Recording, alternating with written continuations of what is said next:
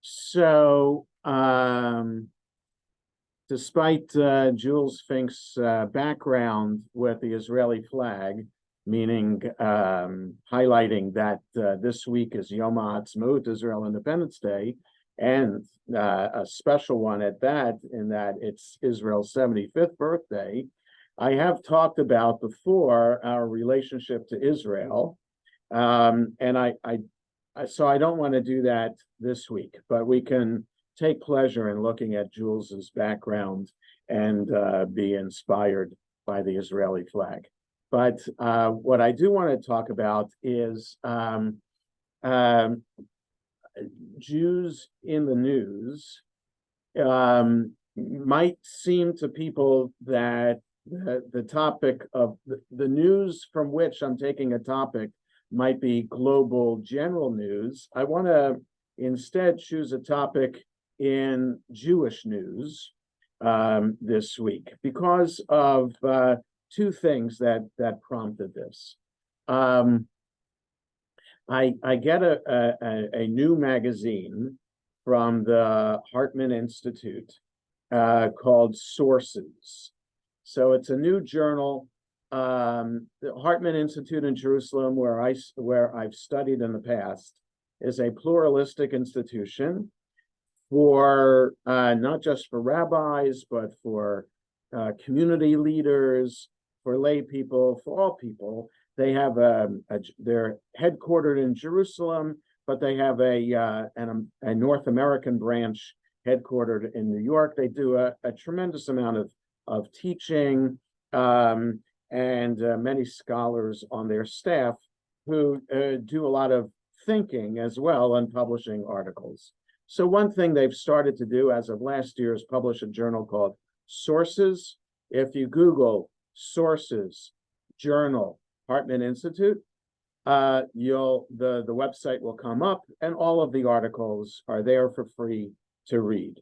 So the latest edition has the very first article by my colleague Elliot Cosgrove, who is the rabbi of Park Avenue Synagogue, an extremely intelligent man and an extremely articulate, well-spoken rabbi as well. And their services, by the way, in case you ever want to check out Park Avenue Synagogue services, you'll be one of over 1,000 to be attending a random Shabbat morning service. They are very popular, and the production, their cantor, Ozzy Schwartz, quite a voice himself, and so their entire staff of rabbis and cantors is promoted through their services, which are really like a television production. And so during COVID, because Park Avenue Synagogue has the resources to do it, they pivoted to Zoom and to live stream in a very professional way. And so those synagogues that had the resources to do that did that and continue to do that, providing a very slick, and I don't mean that in a pejorative way, I mean that quite the complimentary way, a very slick production. Anyway, Elliot Cosgrove wrote an article, the very first article in the journal, just about called A Choosing People. I think that's what it's called. Hold on one second, and I'll, yes, A Choosing People. And if you want the link for that website, just let me know. Just email me at any time, and I can send you the link for that. So it raises very interesting questions mainly about halacha and the conservative movement. So halacha is Jewish law, and so the ideology, just in a nutshell, the ideology of the conservative movement is the denomination that I was trained in and became a rabbi from the Jewish Theological Seminary. Sharei Tefillah congregation is affiliated with the conservative movement. Conservative movement ideology upholds a commitment to halacha, understanding that halacha is a dynamic process. Okay, so in other words, unlike Orthodoxy, which is committed to a halachic vision set in stone 500 years ago, without much room, if any, for continued evolution of Jewish practice, conservative movement says the halachic process, the process of interpreting Jewish law, is a dynamic process, one in which is subject to change and should change when necessary. Okay, so halacha is part and parcel of what it means to be a conservative Jew. However, as many leaders of the conservative movement know, the people who belong to conservative synagogues are not necessarily halachic themselves. Okay, so people belong to conservative synagogues not necessarily because they agree with the ideology and live by the ideology themselves in their own personal individual lives, but they mainly join because they like the traditional service on Shabbat. They like the people who are there in the synagogue. It's a neighborhood synagogue and they live in the neighborhood. Could be a whole variety of reasons why people belong to a conservative synagogue. So his piece was about that whole idea of what the conservative movement should be doing today vis-a-vis their congregants, and how rabbis should be trained and what the expectations are. Okay, so I'll just leave it at that. Read the article yourself on your own. But it's that it's the idea of what the conservative movement is today. That is, who are the people belonging to conservative synagogues today, and what their opinion on halacha is, that provoked me, along with this other occurrence. So I reached out to a family in our synagogue today, who the father is Jewish and the mother is not, and they have a child in our religious school. Okay, that's as far as I'll go in identifying them. We have several interfaith families in our community and in our religious school. Okay, so what the percentage is of our membership? 5% maybe. That could be. It's probably 5% of our membership could be interfaith families. Just think, so 5% would be 12 families. Is that right? Maybe it's a little bit more. It's between 5 and 10%, I think.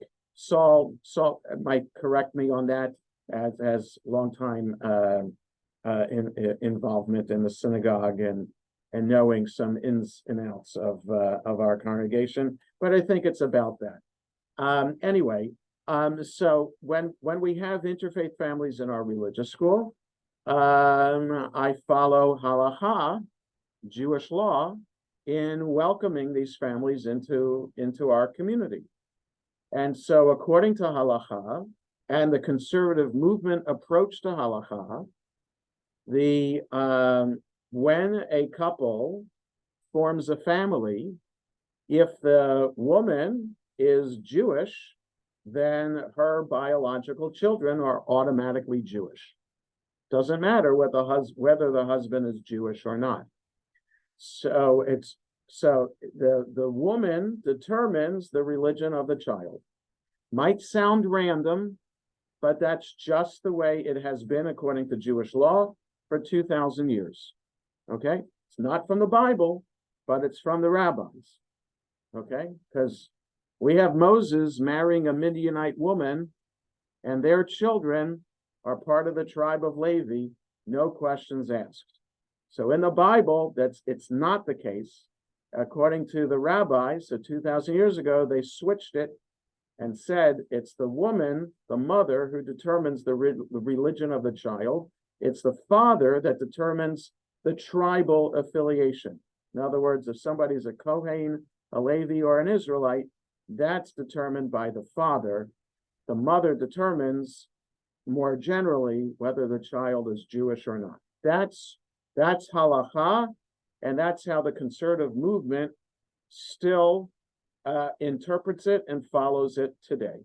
Okay, so the family I reached out to has a non-Jewish mother and a Jewish father, meaning that their child, who is in our religious school, is not Jewish.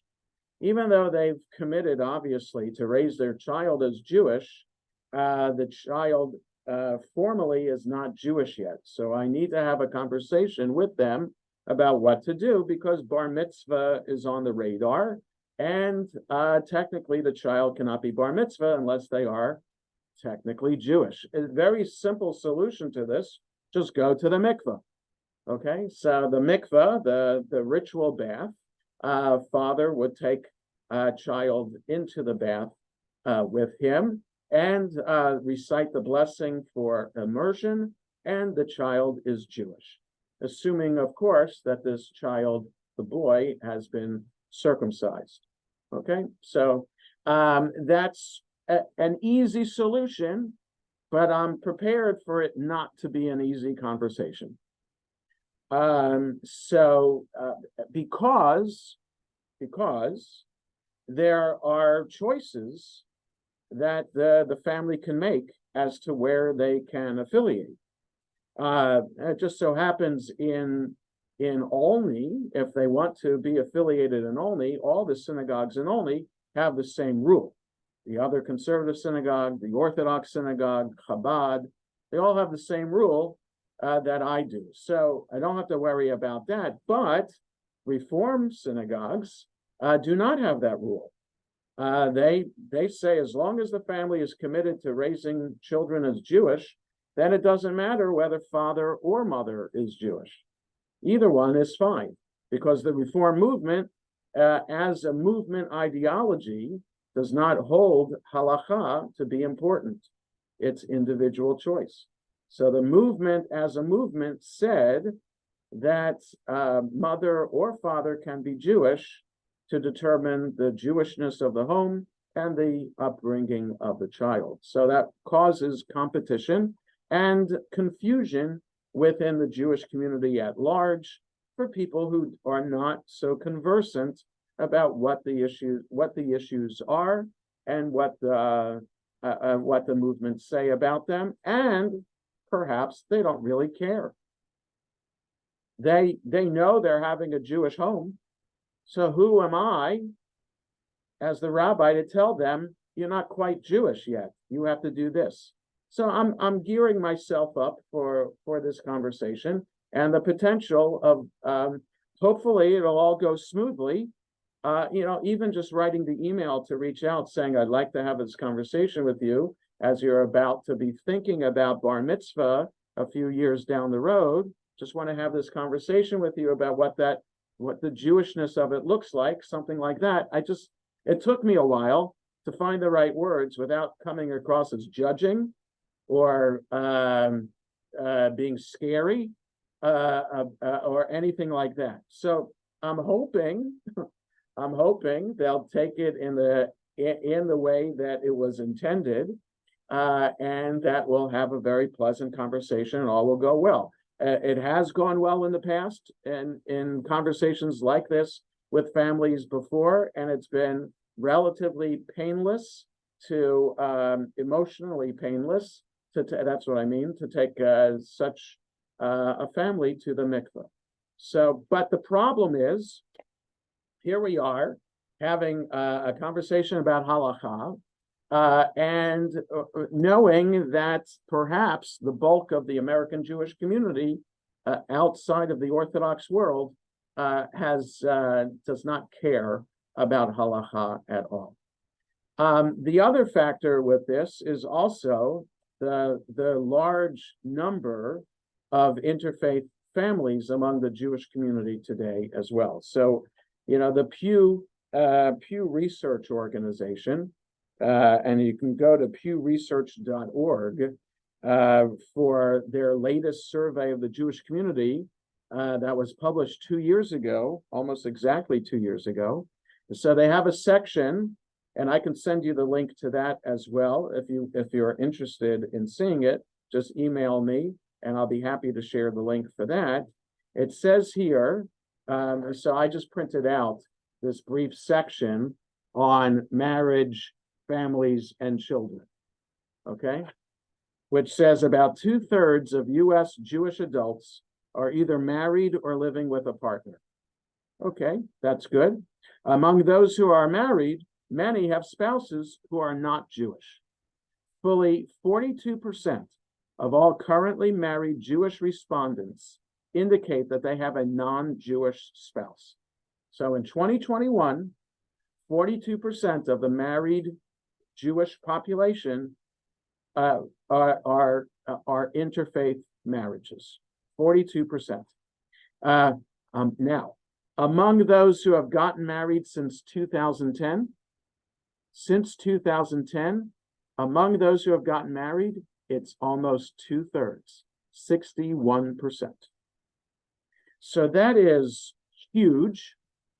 And it is, should I call it a game changer for our Jewish community?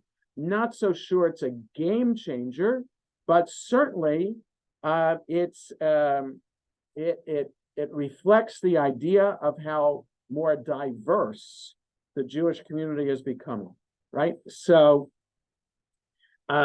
usually the Jewish community in the past, I'd say, safely speaking, until 75 years ago, the rate of intermarriage in the Jewish community was below 25%.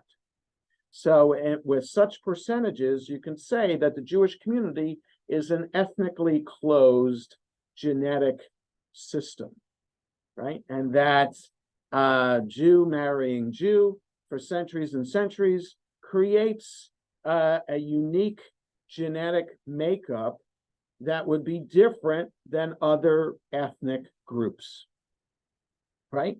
Now, you might not be able to say that too much longer if Jews are marrying people who are not ethnically similar to them. They might look like them, but they are ethnically and therefore genetically different. And so there might no longer be a genetic and a unique genetic makeup to the Jewish community. That's one thing. The other thing is about the diversity leads to different kinds of influences on what determines Jewish identity today. So if you are in a closed system of Jew with Jew, then you have values that could be passed down from one generation to the next, sometimes without question, because Jew is marrying Jew, having Jewish children, Jewish grandparents. This is just what Jews are doing.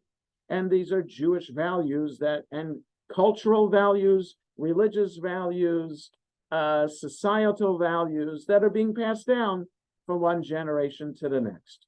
And Jews can talk with other Jews and know who they're talking to because they're speaking the same kind of language. But the fact that 61% of Jews who are married since 2010 are marrying people who are not Jewish opens up the conversation, and that perhaps there are values that are different than Jewish values that might become part of the conversation in the Jewish community today. There are different family values that will become part of Jewish family life today that was not there 75 years ago. right? So these are challenges that I'm not saying good or bad, but these are challenges that our community has to face in response to this information, right? So now, if I say read one more paragraph.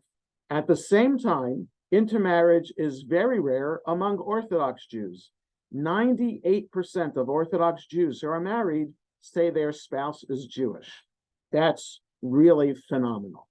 And that is, even today in 2020, well, when this survey came out in 2021, that Orthodox Jews are still such a close community that 98% of those getting married in the Orthodox world are marrying Jews. That's incredible.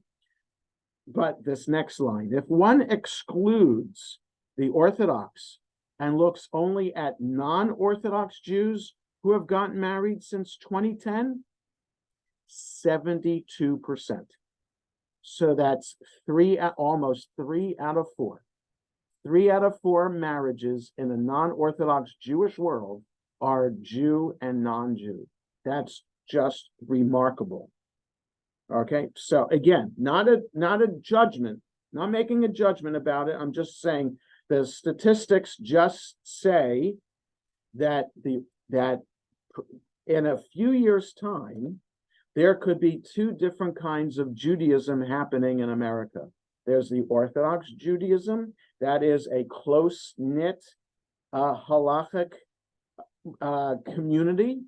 And then there's the non-Orthodox, which is open and diverse, and is nearly 3 out of 4 marriages, Jewish marriages or non-Jewish, or interfaith. It's just mind-boggling to me. Okay, so if I just think back, if I just think just offhand now of people in our congregation who have gotten married, there are a lot of weddings that I could not do because they're intermarriages. Is it to this extent at 72%? I don't think it's that high, but it is high. I could argue that it could be 50% of the marriages, at least, of products of our community are intermarriages. Absolutely, I would say 50% is probably a safe percentage. But it's what this means then. So what I wanted to do is kind of combine Elliot Cosgrove's article with this information about what does it mean when it comes to having a halachic position with such information like this. In other words, my reaching out to that family, which I did a couple of hours ago by email, was based on my training as a conservative rabbi, deeply committed to halacha. And what Elliot Cosgrove is suggesting in his article is that the conservative movement rethink what it means to say that it's a halachic movement, and especially in terms of family life issues like intermarriage. So he argues in his article that the Committee on Halacha for the conservative movement is known as the Committee on Jewish Life and Standards, a Committee on Jewish Law and Standards, Jewish Law and Standards. I'm thinking about what he wants to change it to.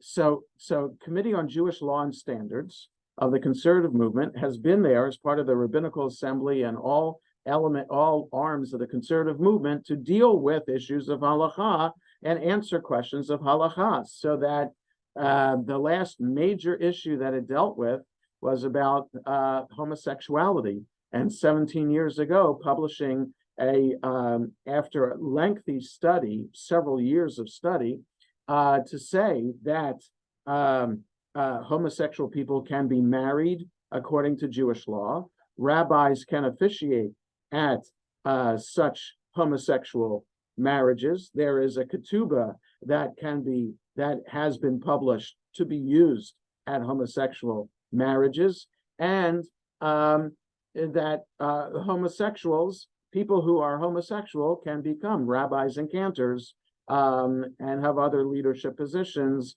in the conservative movement. So radical for the Jewish world depends on whose side you're looking at. From the Orthodox world, extremely radical. For the Reform world, what took you so long? Right? Depends on your perspective when it comes to the conservative movement's take on this. Rabbi Cosgrove is suggesting that the Committee on Jewish Life and Jewish Law and Standards should be changed to, let me see if I can find this quickly.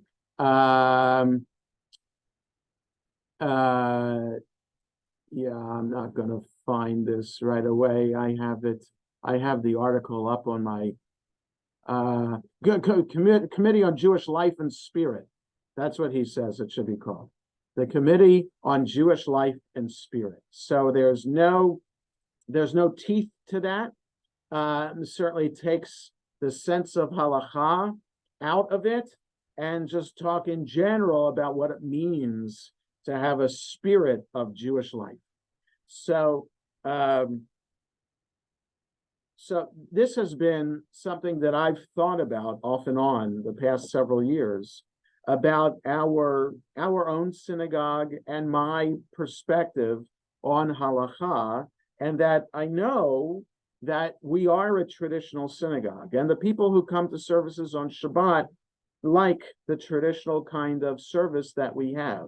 But are there aspects about the standards of halakha and what it requires of us that might impact our survivability as a congregation in terms of people being attracted to us to join? So what I mean by that is that there is a movement afoot, and I'm talking about this anecdotally, I haven't researched this, that I think parenting styles have changed over the years.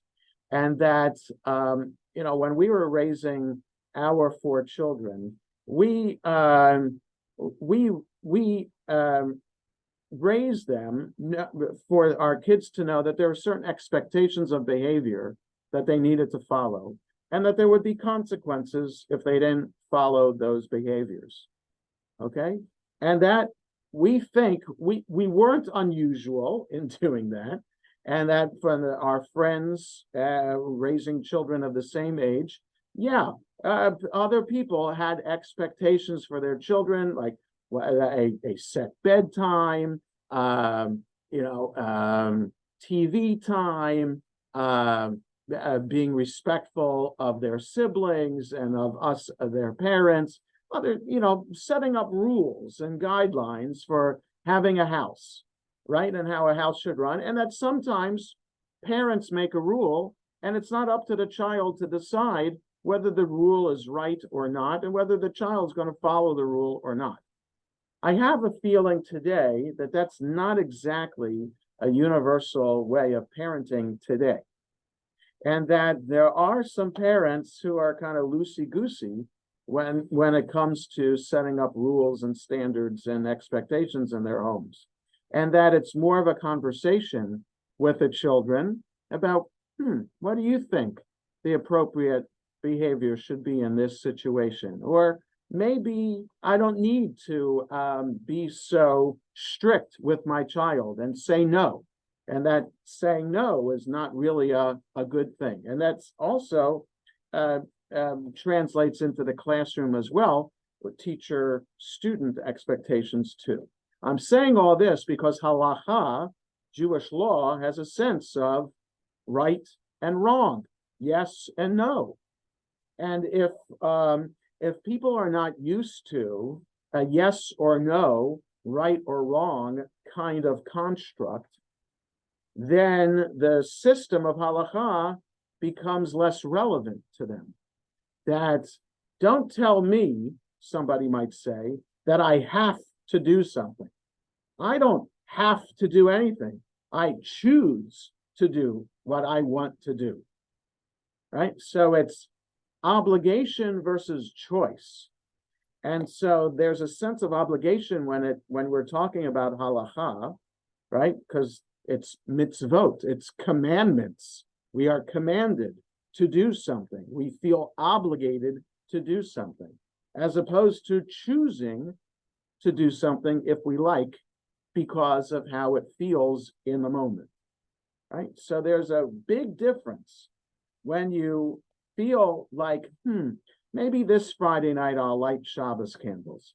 Next Friday night, I'm not feeling it, so I'm not going to light the candles.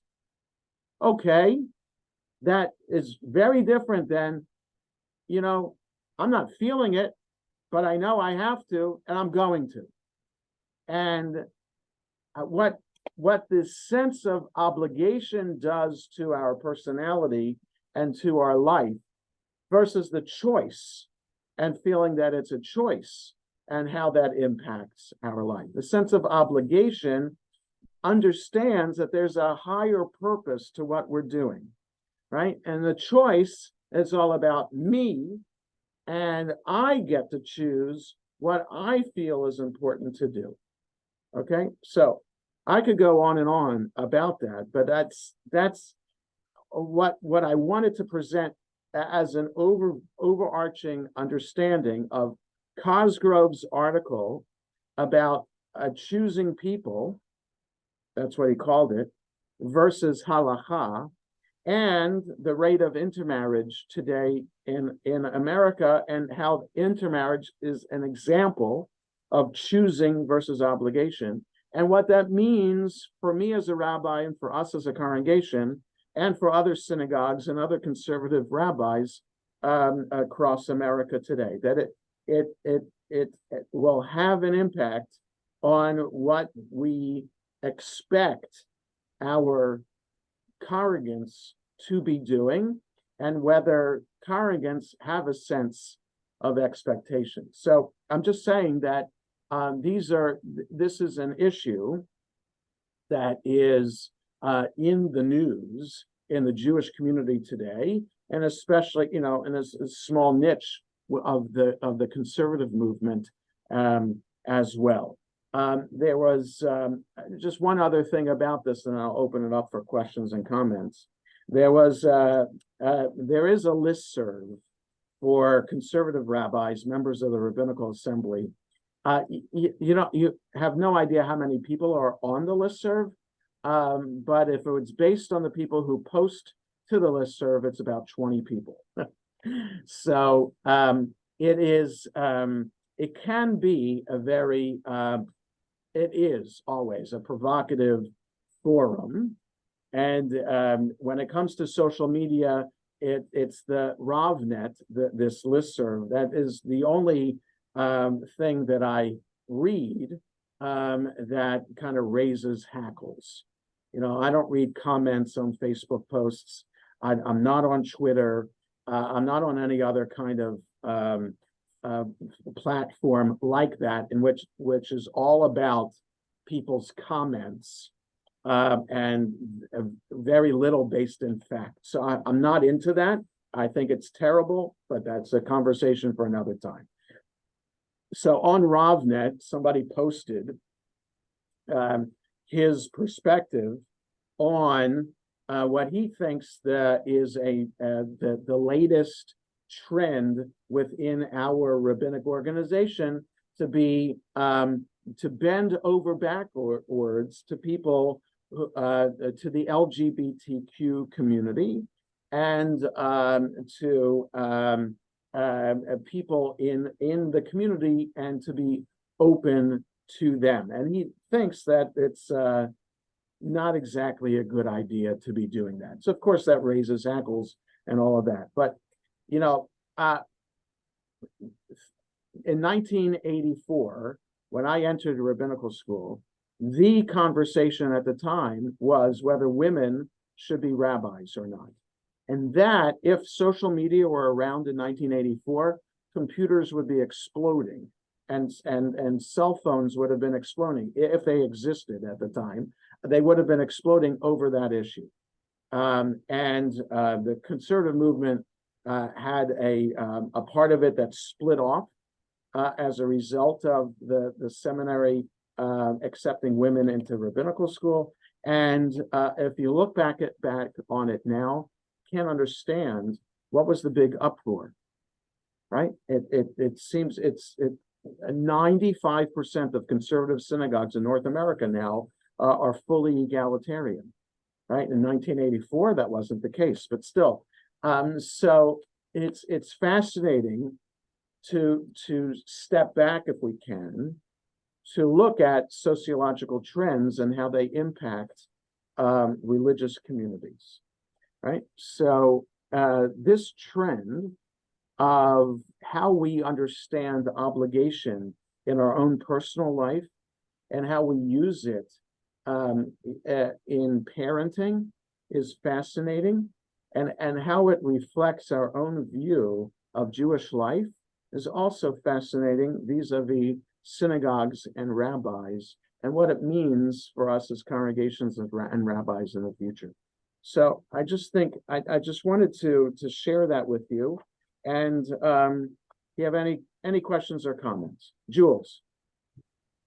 You mentioned one time at another forum that it was the Jewish Israel's idea of the Orthodox in Israel is that American Jews are not important. Yeah. Because in 30 years there won't be any Jewish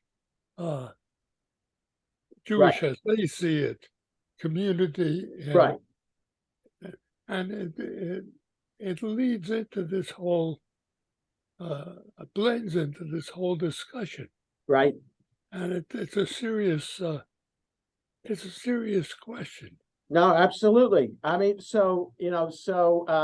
President the General Assembly, as it's called, of Jewish Federations of North America is meeting in Israel now as we speak in honor of Israel's 75th birthday. So I posted something on a listserv this morning about how the Federation, in partnership with synagogues, is raising money to promote pluralism in Israel, and democracy in Israel. And also the President Herzog, President of Israel, spoke to the plenary yesterday to welcome everybody to Israel, and said that he's setting up a committee to kind of talk about diaspora-Israel relations. That's great that he's doing that. If it's going to go anywhere, who knows? But it's important to do. And yes, so what's happening in American Jewish life affects the American Jewish community, but it also has a ripple effect on our relationship to other Jewish communities around the world. And it's just every place around the world has its factors that determine what Jewish life is like in those areas, right? So, Jewish life in Europe is very different from Jewish life in America, vis-a-vis anti-Semitism, vis-a-vis the infrastructure of the Jewish community itself, et cetera, et cetera. And Jewish life in Israel is also very different than Jewish life in Europe and Jewish life in America. So are we getting to the point, so I'm agreeing with you, Jules, that what Israel thinks about American Jewish life, but are we also getting to the point where there's nothing more to talk about, that we're going to be so different in makeup that we don't even see a similarity between the American Jews and Israeli Jews? We have different cultural issues, different values that we're talking about, different ethnic makeup, that perhaps we're just talking to a different group that we don't even recognize as our cousins. So I don't know. I'm not raising the red flag about it, but I'm just saying that if 72%, not counting Orthodox, 72% of Jews getting married since 2010 are marrying non-Jews, whoa, that is remarkable. Saul. Yeah, I have so many comments. I don't think I can make a cohesive sentence. Okay. But you know, I think we have to adapt. It's too late, and it comes back to the expression, are we Jewish Americans or American Jews? Right. And there are Jews that I know who are married and have children, and they observe nothing. Right. Okay. And then there are those that intermarry and they have bar mitzvahs and bat mitzvahs for the kids, but they can do it at a Reform synagogue. Okay. Right. But when I come in the Shara Tefillah, even I don't observe everything myself. But when I come in, I look at it as a special place where we observe that, and we have to honor what it is. And getting back to, there's a lot of intermarriage in our family, and I observe a lot of things. So the people, respect us and respect, the Jewish members, but not all the Jewish members in the family are observant either. So there's a lot of joking going on and on. Well, one of the things that I observe is, when Jewish people get together, they can tell jokes about Jewish people, but you can't do it when you're among them. And I do a lot of ancestry stuff, and I read old stories from Europe and all, and the Jews are making fun of each other. Right. But you cannot tell, you have to be on your behavior when you're among non-Jews.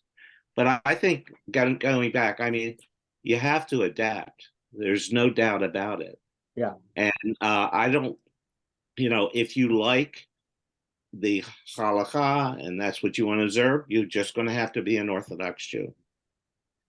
So it's interesting, just to point out in context for those of you who are here and those of you who might be watching this at some other time, Saul Cohen's a past president of our congregation and a very active member of our congregation. So I'm not doing this to embarrass you, Saul. I just want to do this so people understand where your comment is coming from. Mm-hmm. So you're a Shabbos regular in our congregation, which says something about the fact that also you're a past president of the congregation. So as a leader of the congregation, someone who actually cares about the synagogue and the future of the synagogue, your comments about what the synagogue needs to do needs to be taken seriously. So the idea of adapting, yes, absolutely, we need to adapt, and that. So what we've done to adapt might be seen as just drops in the bucket compared to what other segments of the Jewish community have done to adapt. So in other words, I don't officiate at intermarriages, and I won't, but the role of non-Jewish partners in families in the synagogue on Shabbat for the bar or bat mitzvah has dramatically changed over the nearly 30 years that I've been with the congregation. So when I first came, we maintained the policy for several years that a non-Jew is not on the bima at all. I may have changed that. I might have added that a non-Jew, it's okay for a non-Jew to read the prayer for the country or the prayer for peace or some English reading like that. But that would be the only time that the non-Jewish parent would be on the bima. And the interfaith families that we had were okay with that. They didn't leave the synagogue knowing that was the policy and that the non-Jewish partner wouldn't really be fully participating in the service. But we've changed that to the point where non-Jews, the non-Jewish parent, non-Jewish grandparents can open the ark. The non-Jewish parent can be at the Torah with the Jewish partner at the Torah, not while the Jewish partner is reciting the blessings for the Aliyah. So it's almost fully inclusive. And also we changed our membership application so that Jews and non-Jews can be members of the synagogue. The only way we know the difference is because we're asking for Hebrew names of the people who are joining. So if somebody doesn't have a Hebrew name, then we know that somebody most likely is not Jewish. So we have adapted, but is that enough?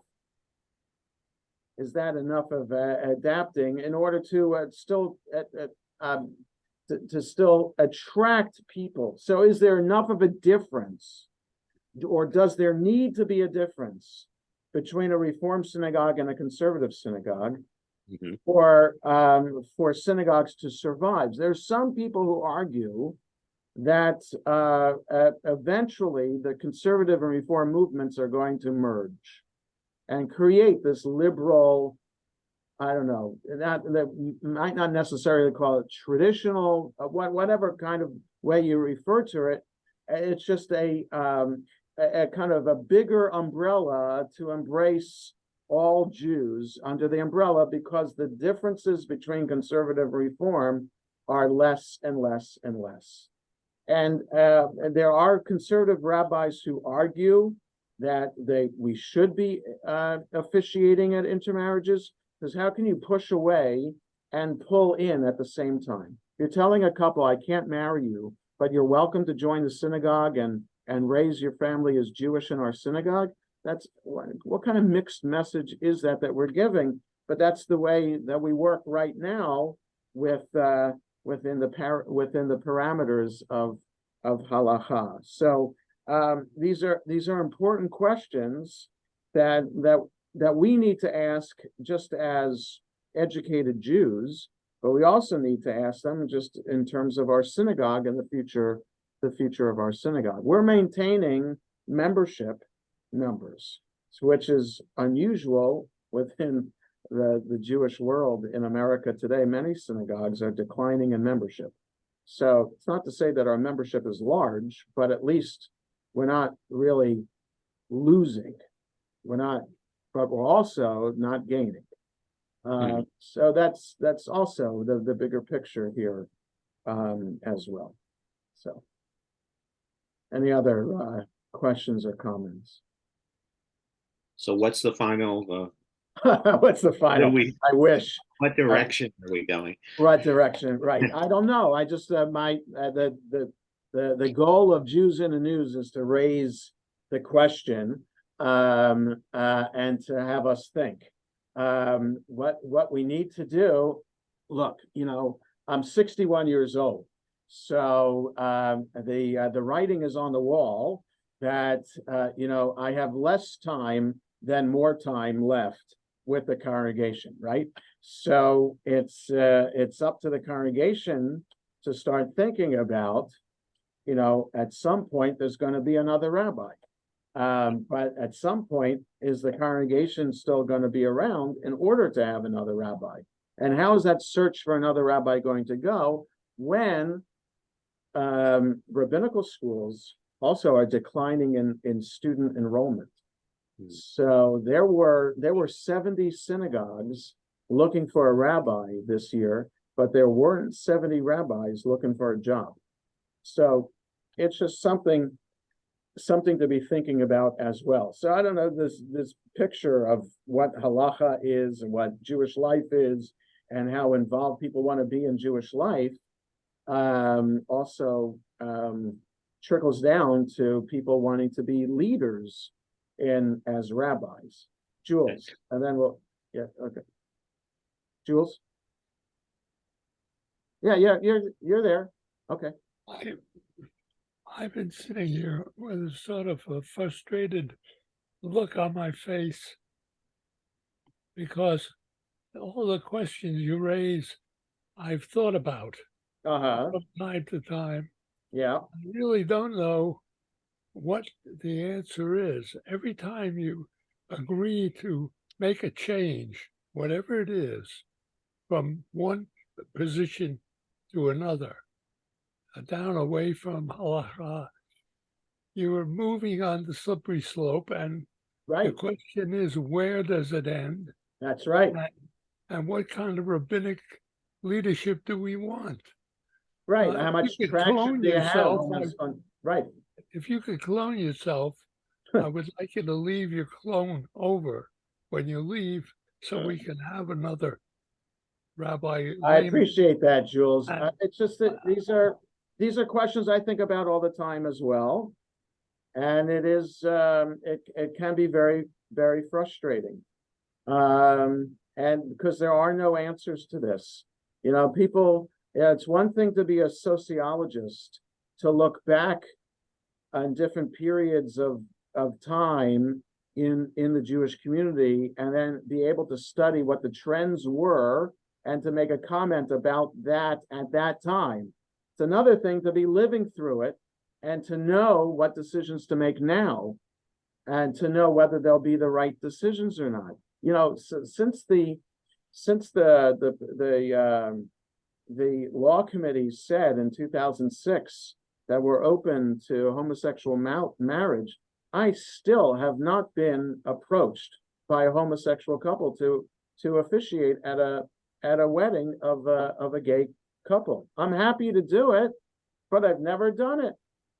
So it's just interesting that as we change, you know, sometimes it impacts me, and sometimes it doesn't. But I want to comment that, yeah, and I don't know if Jules remembers this, but Harry Yoles used to say, when we started the congregation, we wanted an Orthodox congregation where we could sit with our wives. right. That's what he said.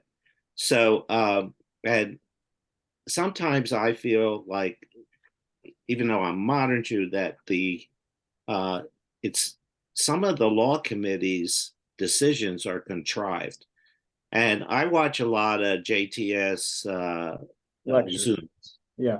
And you could take one side or the other and find scriptures, just like you can, I guess, in Christianity, Yeah. that'll back you up.